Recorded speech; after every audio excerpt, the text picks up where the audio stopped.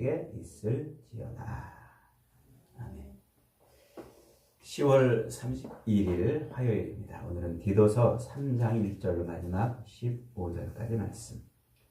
건강한 교회가 되려면 이라는 제목입니다. 건강한 교회가 되려면. 디도서는 디모데 후서와 마찬가지로 사도 바울이 차디찬 로마 감옥에, 지하 감옥에 갇혀서 쓰는 마지막 서신이에요. 그래서 이 디모데 후서보다는 약간 먼저 쓰여진 것으로 보여져요. 사도 바울의 서신서 중에 맨 마지막 서신이 디모데 후서. 그 바로 전에 이제 디도서가 쓰여진 것으로 보입니다. 어쨌든 이 감옥에 갇혀서 자기의 죽음을 예견하면서 그러면서도 바울의 생각이 어디에 꽂혀 있는지를 보여주는 아주 중요한 말씀이 바로 이 디도서이죠. 근데 디모데 전서, 후서 그리고 이 디도서를 가만히 읽어보면 참 사도 바울 같은 사람이 있었기에 복음이 오늘까지 여기까지 오지 않았겠나 이런 생각이 듭니다. 오늘 본문 1절은 이렇게 시작합니다. 같이 있습니다. 시작. 너는 그들로 하여금 통치자들과 권세 잡은 자들에게 복종하며 순종하며 모든 선한 일 행하기를 준비하게 하며 그랬어요. 이 통치자들과 권세 잡은 자들에게 복종하고 순종하라. 이 말씀은 일찍이 그 로마서 13장에서부터 바울이 아주 일관되게 말하고 있는 이야기죠. 위에 있는 권세 그리고 통치자들에게 순종하라. 많은 사람들이 이런 구절을 해석할 때 통치자와 권세 잡은 자들을 나라 혹은 국가 권력으로만 해석을 해서 세상 권력자들과 그리스도인들에 관한 태도, 세상 권력자들에 대한 그리스도인의 태도가 어때야 되느냐 이 정도 이렇게 해석을 합니다만 그거는 사실 절반만 그렇게 보는 거예요. 절반만 보는 것입니다. 사도 바울은 지금 단순히 국가 권력자들, 국가나 혹은 세상의 권력자들에 대한 그리스도인의 태도를 말하고 있는 것이 아닙니다. 이것은 이미 앞에서도 여러 번 제가 설명했지만 복음에 대한 태도, 하나님에 대한 태도가 무엇이냐 그것을 설명하고 있는 것이라고 그랬죠. 그러니까 이것을 놓치면 안 돼요. 이런 말씀을 하나님의 통치권 혹은 하나님의 주권이라는 그 개념으로 들여다보지 못하면 반쪽 이런 해석밖에 안 된다는 거죠.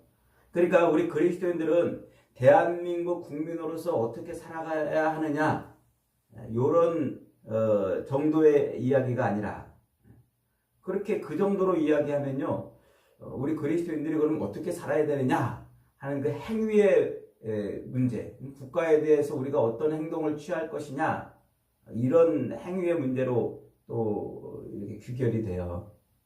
그러니까 지금 바울이 말하고자 하는 것은 대한민국 국민으로서의 삶의 문제만이 아니에요. 하나님 나라 백성으로 지금 어떻게 살 거냐 그걸 물어보고 있는 거예요. 내가 이 대한민국의 국민으로도 있지만 여전히 이 땅에 사는 동안은 하나님 나라 백성임을 잊어버리지 말아라 하는 거예요.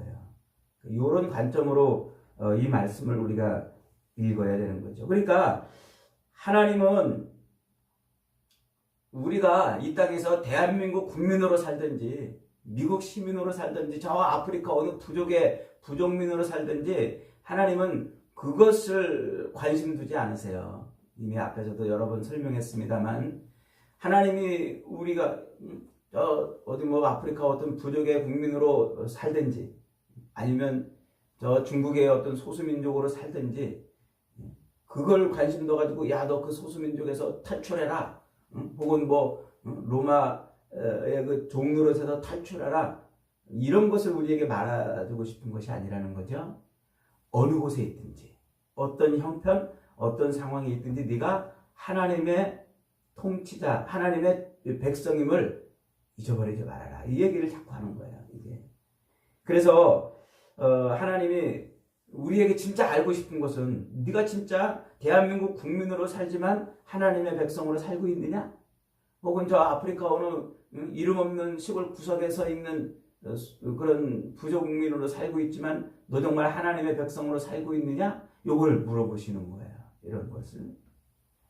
그래서 우리는 세상에 이런저런 각종의 많은 민족들로 이렇게 구성된 이 사회 속에서 어느 곳에 속해 있든지 간에 어떤 형편에 있든지 간에 우리의 삶의 자리에서 하나님을 제대로 통치자로 주권자로 고백하고 있는지 그걸 늘 살피는 말씀이라 하는 것이죠. 그러니까 비단 국가 권력만이 아니고 국가 통치자들만이 아니고 우리의 직장에서도 우리의 가정에서도 우리의 공동체에서도 그 세우신 권력을 뭐하라? 순종하고 그 권력을 통해서 뭘 봐라?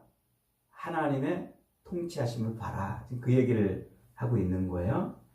하나님은 이 세상을 유지시키고 질서를 세우기 위해서 다양한 형태의 공동체와 조직을 만드셨어요. 그래서 나라도 만드시고 혹은 부족도 만드시고 또 사회 또 직장 이런 공동체를 많이 만들어 놓으셨어요. 그런 공동체를 통해서 하나님께서 이 세상 역사를 질서 있게 움직여 가시는 거예요. 이 세상 역사는 결국 하나님께서 이 땅에 태어나는 모든 인생들로 하여금 십자가에 달려 죽으신 예수 그리스도를 고백하고 구원받게 하시려고 하는 그런 장으로서 우리에게 역사를 펼치셨다고 그랬죠. 그러니까 우리가 엄마 뱃속에서 응애하고 태어나서 우리의 숨이 끊어지기 전까지 그때 요 짧은 70살고 80사는 요 기간 동안에 우리가 예수 그리스도를 고백하지 못하면 아무것도 아니에요. 꽝해요. 이 짧은 인생. 그러니까 세상 역사가 뭐 수천 년 돼도 그 많은 역사들은 별로 의미가 없어요. 뭐 의미가 없는 건 아니지만 내 인생이 엄마 뱃속에서 태어나서 내 호흡이 끊어지는 요 때를 사는 요 인생이 중요한 거예요. 요 때 뭐 해야 된다고요? 요 때 그리스도를 고백해야 된단 말이에요.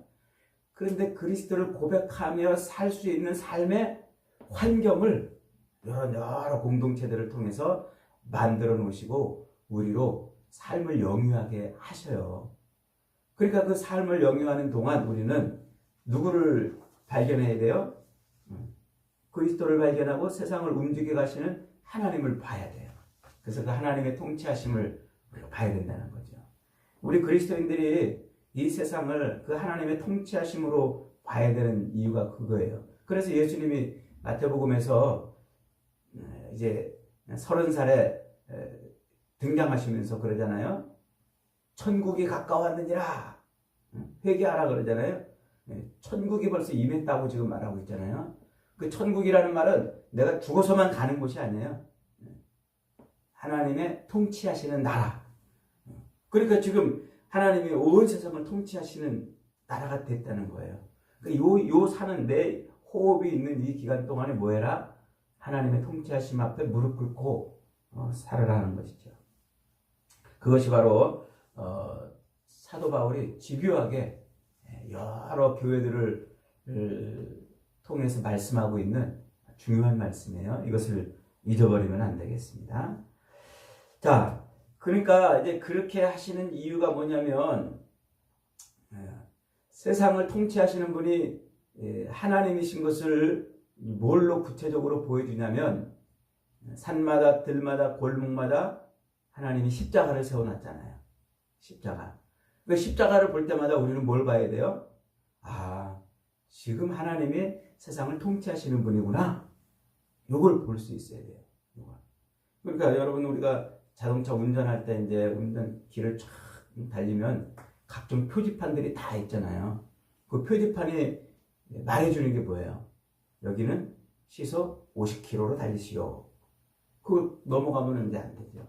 여기는 어린이 보호구역이요. 여기는 급커브 구간이요. 그런 표지판들이 있어요. 그 표지판이 알려주는 게 안전운전하라는 거잖아요. 산마다 들마다 골목마다 십자가가 세워져 있잖아요. 그 십자가를 볼 때마다 우리는 뭘 봐야 된다고요? 아, 지금 하나님이 세상을 통치하고 계시는 분이구나. 그래서 그 하나님의 통치하심이 세상을 지금 주물럭주물럭 움직여 가고 있는 거예요. 그럴 때 하나님이 대통령도 세우고 권력자들도 세우고 어떤 조직의 공동체의 리더도 세우고 통치자도 세우고 그렇게 해서 끌고 가신단 말이에요. 하나님의 뭘 위해서? 구원을 위해서. 이게 역사고 이게 오늘 우리가 처한 삶이라는 거예요. 그래서 이런 말씀을 읽을 때마다 우리는 하나님의 통치하심을 늘 생각해야 됩니다. 오늘도 하나님은 살아계셔서 세상 모든 만물을 뜻대로 통치하시는 분이신 줄 믿으시기를 바랍니다. 그 다음에 3절로 8절에 보면은 이런 얘기가 있어요. 우리도 전에는 어리석은 자여 순종하지 아니한 자여 속은 자여 여러 가지 정욕과 행락에 종노릇한 자여 악독과 투기를 일삼은 자여 가증스러운 자여 피차 미워한 자였으나 그런데 어떻게 했다고요? 하나님이 우리를 구원했단 말이에요. 우리도 아무것도 아닌 더럽고 악한 정말 별 볼 일 없는 정말 가증스러운 그런 존재였는데 하나님이 어떻게 했다고요? 그냥 그 사랑하심으로 우리를 구원하셨단 말이에요. 지금 왜 이 얘기를 갑자기 꺼내는 걸까요? 그게 앞절하고 연결이 되어 있는 거예요. 세상의 통치자들, 국가의 권력자들이나 혹은 어느 기업의 리더들이나 어느 공동체의 그런 권세자들 이런 자들을 하나님이 세웠다는 말이에요. 그들이 뭔가 잘난 게 있어서가 아니라 그들이 뭐 특별한 게 있어서가 아니라 그냥 하나님이 하나님의 세상을 이끌어 가시기 위해서 그들을 세워놓은 거예요. 우리의 가증한 아주 정말 악한 우리를 그냥 구원하신 것처럼 그렇게 세워놓고 하나님의 구원을 이루어 가신다. 그 얘기를 지금 하고 있는 겁니다. 자, 그 다음에 또 9절로 13절에서 바울은 이렇게 권합니다. 그러나 어리석은 변론과 족보 이야기와 분쟁과 율법에 대한 다툼은 피하라. 이것은 무익한 것이요 헛된 것이다. 그랬어요. 이 말씀을 가만히 들여다보면 지금 이 크레테 교회, 디도가 목회를 하고 있는 이 크레테 교회가 좀 무슨 문제 가운데 있는지를 짐작을 해볼 수가 있겠죠. 그러니까 이 교회 안에서 지금 어리석은 변론도 있고 또 족보 이야기가 지금 가득한 거예요. 그리고 교인들끼리 분쟁이 있고 또 율법에 대한 다툼이 있었다는 겁니다.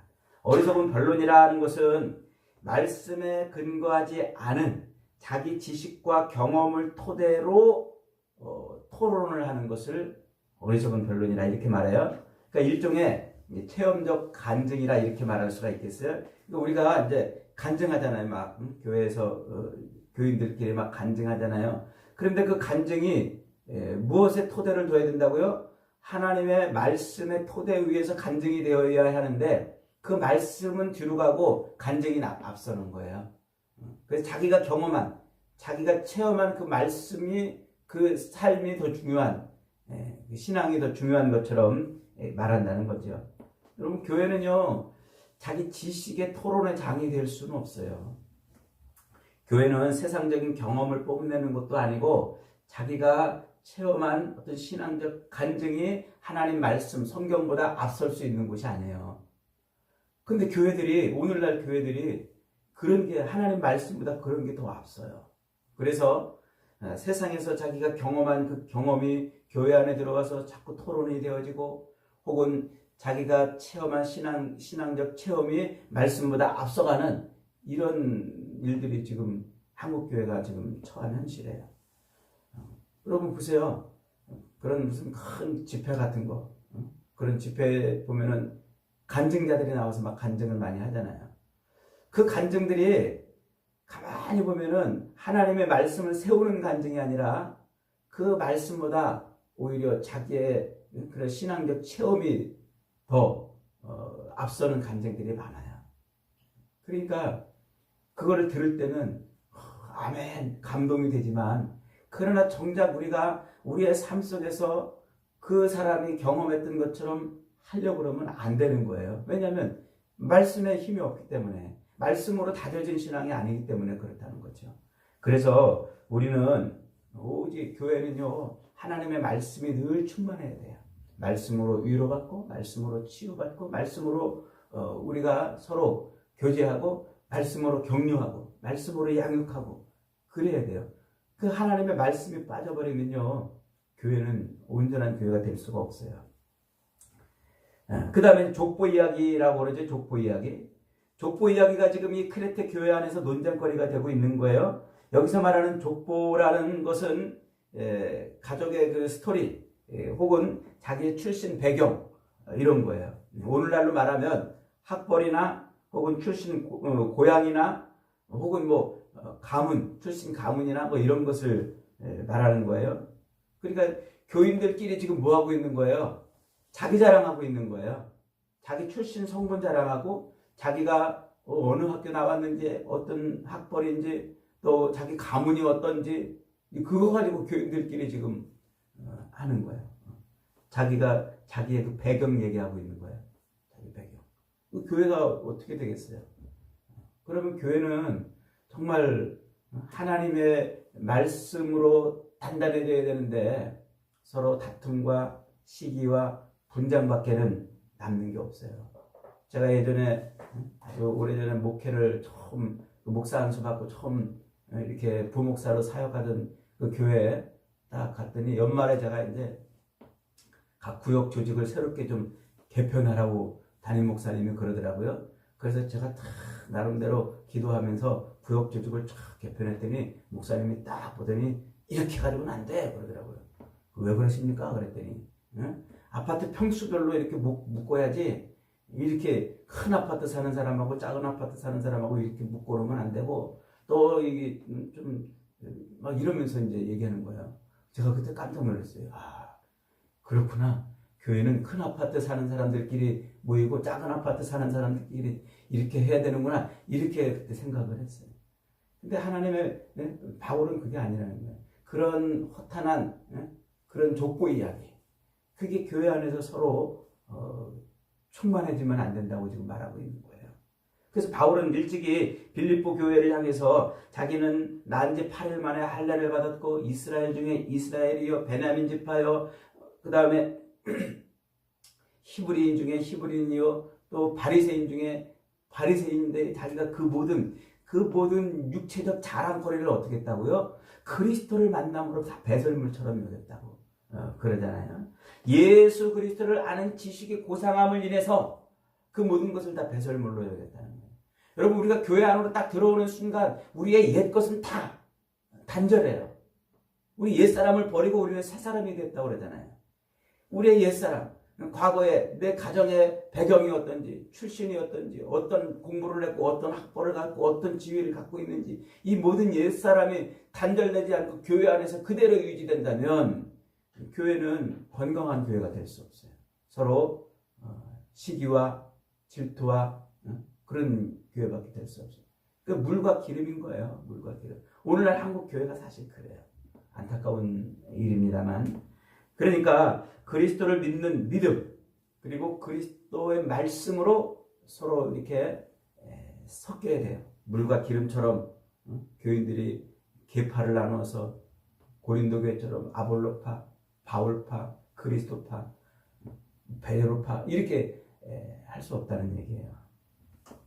그래서 교회 안에서 우리 성도들이 정말 관심을 가져야 되는 부분은 내 출신 배경이 뭐고 내 출신 성분이 뭐고 내가 어떤 환경에 있는지 이것이 아니라 내가 어떻게 하면 하나님을 올바로 예배하고 어떻게 하면 내가 건강한 교회 구성원으로 복음을 증거하는 사람이 될 수 있는지 여기에 초점을 맞춰야 되는 거예요. 그래야 교회가 건강한 교회가 될 수 있는 겁니다. 그 다음에 또 보니까 분쟁이 지금 일어나고 있어요. 크레테 교회 안에서 분쟁이라는 게 뭡니까? 서로 용납을 못하는 거예요. 네 주장, 내 주장 서로 용납을 못하고 주장이 지금 서로 계속 충돌하고 있는 거지요. 그 다음에 이제 크레테 교회는 율법에 대해서 또 다툼을 하고 있어요. 율법이라는 뭐였어요? 율법은 이미 로마서 공부할 때 여러 번 설명했습니다만은 하나님의 통치하심을 드러내는 아주 중요한 표지라고 그랬죠. 그러니까 이 율법은 율법 자체가 나쁜 것이 아니고 그 율법이 말하고 싶은 게 뭐냐면 우리의 인생의 통치자가 누구다? 하나님이신 것을 기억하라는 거예요.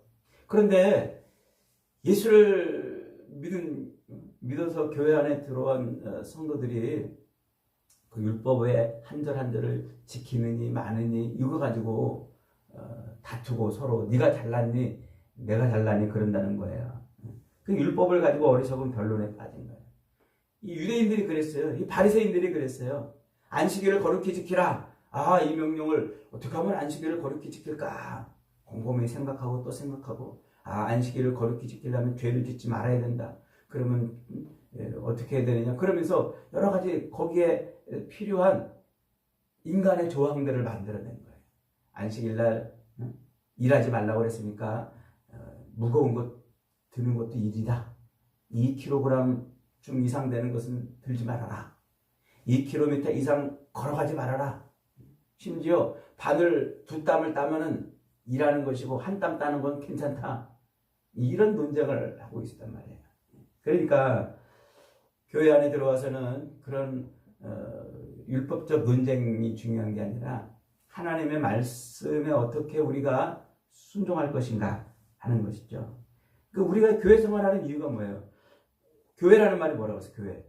에클레시아 그런다고 그랬죠? 광장에 종을 땡땡땡땡 치니까 전쟁이 일어나서 종을 치니까 싸우려고 쫙 몰려든 사람을 지칭하는 말이라고 그랬잖아요. 그러니까 예수 그리스도를 머리로 삼아서 그의 몸된 교회가 되었으니까 그리스도께서 싸우는 그 전쟁에 동참하는 자들이에요. 그리스도께서 싸우는 전쟁이 뭐예요? 교인들끼리 서로 치고받고 네가 잘났네 내가 잘났네 그런 싸움이 아니잖아요. 그리스도께서 싸우는 싸움은 오직 마귀 사탄과의 싸움이에요. 그 영적인 싸움이란 말이죠. 그걸 싸우는 사람들이죠. 그게 그런 온전한 싸움을 싸워야 건강한 교회가 되는 겁니다. 그래서 바울은 건강한 교회가 되기 위해서 무익한 논쟁을 버리고 서로 유익한 것이 무엇인가 생각해 보라고 그랬어요. 8절 한번 다시 읽어봅니다. 시작. 밉보다 이 말이요 원컨대 네가 이 여러 것에 대하여 굳세게 말하라. 이는 하나님을 믿는 자들로 하여금 조심하여 선한 일을 힘쓰게 하려 함이라. 이것은 아름다우며 사람들에게 유익하니라. 뭐가 유익한 거? 우리에게 뭐가 유익한 거라고요? 하나님의 말씀을 가지고서 사람들을 권면하고 그들을 가르치고 그것으로 선한 일을 힘쓰는 것, 그것이 유익한 것이라고요. 근데 구절은 뭐라고 말하고 있어요? 9절 다시 한번 읽어봅니다. 그러나 어리석은 변론과 족보 이야기와 분쟁과 율법에 대한 다툼을 피하라. 이것은 무익한 것입니다. 그러니까 유익한 것과 무익한 것이 무엇인지를 정확히 대조하면서 우리는 유익한 것을 행해야 되는 사람들이라고, 교회는 그래야 된다고 지금 말하고 있는 것입니다.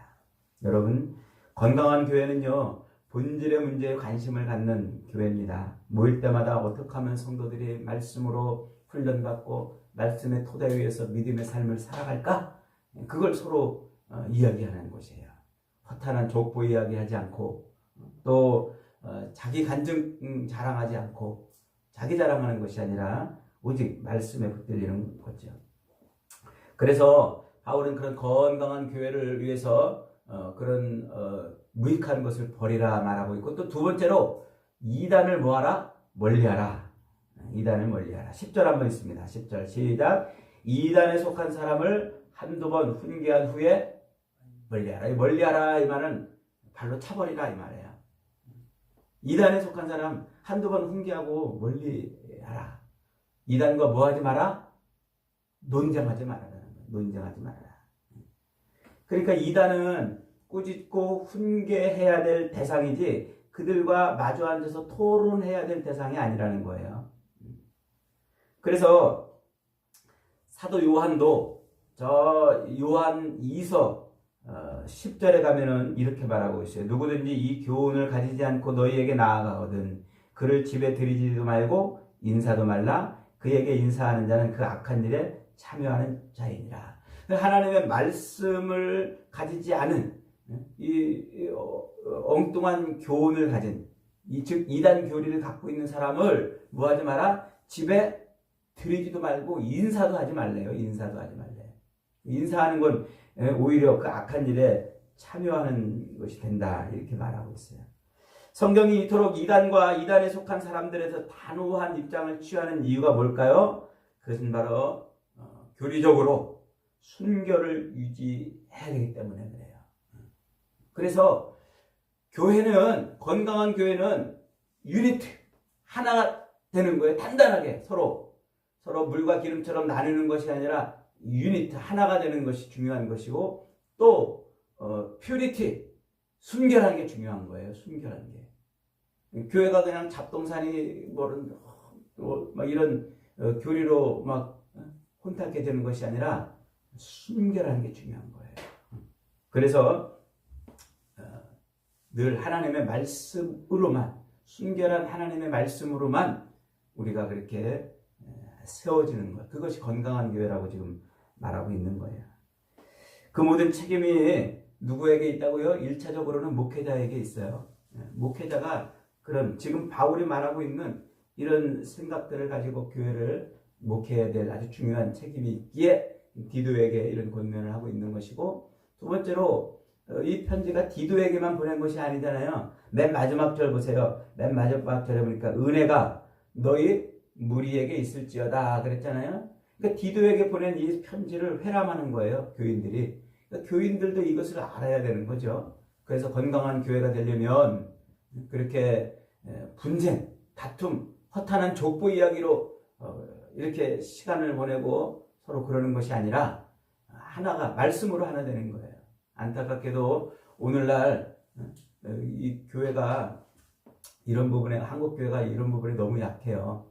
그래서 구역 예배를 드리거나 혹은 이렇게 모임을 갖거나 이러면요, 제가 예전에 어느 교회 처음 이렇게 가가지고 구역 예배를 좀 인도해 달라고 그러더라고요. 그래서 구역 예배 갔더니요, 목사님 짧게 그러더라고요. 이게 무슨 소린가 그랬어요. 예배는 짧게 하고 이제 상다리 이렇게 휘두렁대고 꺼내놓은 음식 먹고 그 시간을 많이 갖자 이거였어요. 그러니까 예배 드리려고 그랬더니 목사님 짧게 그러는 거예요. 예배는 짧게 하고 먹는데 열정을 썼고, 여러분 못 먹더라도 예배 드리는 게 중요해요. 그래서 교인들이 말씀으로 하나 되고 그러는 게 중요해요. 근데 지금 우리 교회는요, 교인들이 모여가지고 구역 예배는 예배 요만큼 드리고 뭐 밥 먹고 커피 마시면서 세상 얘기하잖아요. 여자들이 모이면 남편, 죄송합니다, 이 새벽부터 이런 얘기해서 어쨌든 그런데요. 그게 지금 사도 바울이 지금 권면하고 있는 건강한 교회가 되지 않는 비결이에요. 건강한 교회가 되려면 늘 하나님의 말씀으로 그렇게 하나가 되어야 됩니다. 이단을 원리해야 되는 겁니다. 마지막으로 12절 이하부터는 바울이 디도를 얼마나 귀히 여기고 있는지를 볼 수 있는 대목이죠. 크레테 교회의 문제가 일단락되면 아데마나 두기고를 너한테 보낼 테니까 너는 빨리 어디로 가라? 니고볼리로 가라. 니고볼리, 저 마케도니아에 있는 아주 아름다운 휴양지 같은 도시죠. 거기 가서 이제 또 다음 사역을 하라. 그 얘기를 지금 하고 있는 겁니다. 이 바울의 머릿속에는요, 뭐밖에 없어요. 자기는 지금 감옥에 갇혀서 지금 언제 죽을지 모르는 그런 상황에 있는데도 교회, 하나님의 복음을 세우는 이 일에 지금 꽂혀 있는 거예요. 여러분 인생의 마지막 순간에 여러분들은 무엇을 남기고 싶으십니까?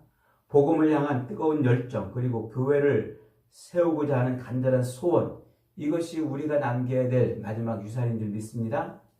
그래서 우리는 이것을 늘 기억하고 있어야 돼요. 그리스도인은요, 세상 족보 자랑하는 사람들이 아니라 어린 양 예수 그리스도의 족보를 자랑하는 사람들이에요. 그리스도인은 자기 피에 흐르는 가문의 혈통 자랑하는 사람이 아니라 자기 심장을 벌컥거리게 하는 예수 그리스도의 피를 자랑하는 사람들이에요. 인생의 마지막까지 그리스도 예수의 복음을 전하고 교회를 온전히 세우려고 몸부림쳤던 사도 바울처럼 우리도 그렇게 그리스도 예수에 꽂혀서 늘 복음에 대한 열정, 교회에 대한 뜨거운 헌신으로 충만한 인생들이 다 되시기를 주님의 이름으로 축복합니다.